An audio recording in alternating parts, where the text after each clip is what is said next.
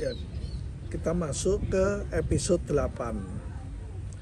Di episode 7 kemarin kita bahas banyak tentang kasus Supriyani, lalu kasus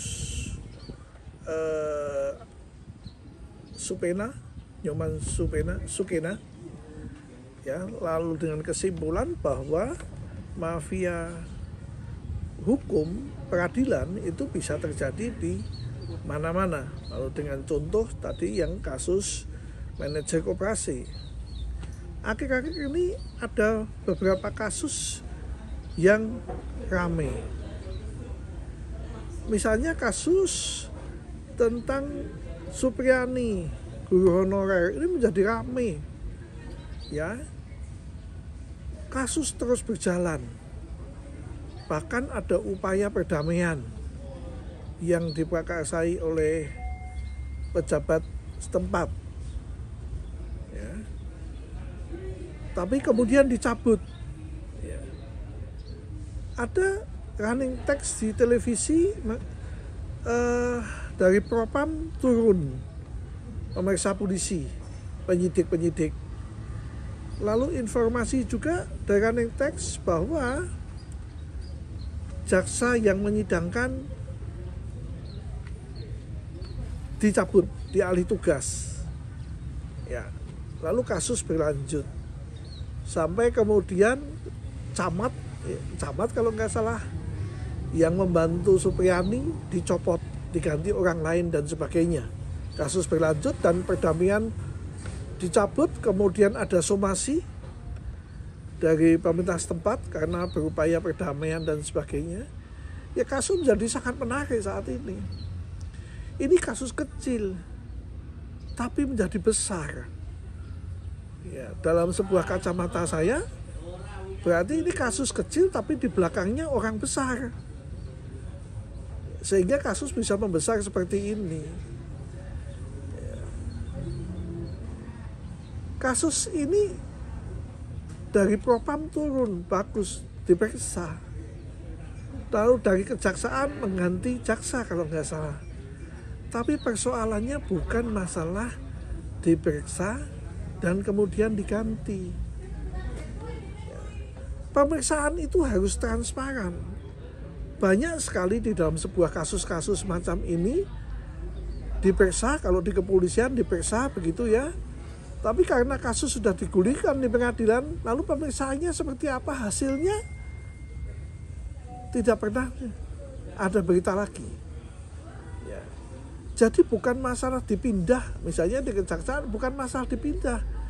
Pemeriksaannya bagaimana? Karena ini menyangkut orang yang sudah ditahan dan kasus itu sudah berjalan. Bahkan kemarin dihadirkan dokter untuk melihat tentang luka-lukanya, dia mengatakan ini bukan dari sapu lidi. Ya, ini menarik sekali kasus ini. Nanti kita lihat ujungnya. Dan saya berharap bahwa kasus ini bukan berhenti pada pengadilan, tetapi ditarik ke belakang. Seperti halnya dengan kasus Nyoman Sukena. Walaupun Nyoman Sukena itu tidak melaporkan atau meneruskan kasus, tetapi sudah layak bahwa kejaksaan harus memeriksa jaksanya. Ya. Saya pernah suatu ketika saya melaporkan minta perlindungan hukum klien saya ke Komisi Kejaksaan. Lalu Komisi Kejaksaan mengatakan bahwa kasus sudah di pengadilan, tidak akan campur intervensi dalam kasus. Bukan itu. Bukan masalah intervensi, tapi mengapa terjadi pelanggaran SOP. Itu yang lebih penting. Bukan kemudian dilihat kasus sudah berjalan, biarkan sidang berjalan. Tetapi kalau terjadi pelanggaran SOP, maka yang terlibat di situ harus terkena sanksi, dan itu transparan. Ya, seperti kasus yang ramai juga, yaitu kemarin saya singgung tentang Ronald Tanur. Ya. Dakwaannya adalah pembunuhan dan penganiayaan yang mengakibatkan orang meninggal. Itu kalau nggak salah 7 tahun. Ya, kalau pembunuhan lebih ya. Lalu diputus bebas sehingga berlanjut ke Mahkamah Agung dan diputus penganiayaan yang mengakibatkan orang meninggal. Putusannya 5 tahun. Suatu ketika saya baca dengan teks kejaksaan mengatakan kecewa kenapa diputus 5 tahun. Kalau ini menurut saya tidak bisa diintervensi. Keyakinan hakim tidak bisa diintervensi karena itu masih bagian dari dakwaan. Dakwaannya ada. Biasanya kalau ancamannya 7 tahun itu tuntutannya 2/3. Dan kemudian hakim memutuskan diputus setengah, asal tidak kurang maka jaksa tidak ada upaya hukum, biasanya menerima. Itu biasanya di dalam praktek. Ya, sehingga dengan demikian jangan seperti saya katakan banyak kasus semestinya yang terjadi. Tapi anehnya misalnya di kejaksaan tuh banyak sekali kasus korupsi timah. Bagaimana perkembangannya? Katanya mau dikembangkan sebanyak mungkin. Sewaktu Pak Bonyamin mensomasi itu, ternyata hanya berhenti di situ. Saat ini kemudian bergulir seperti yang kemarin saya ceritakan kasus gula Tom Lembong.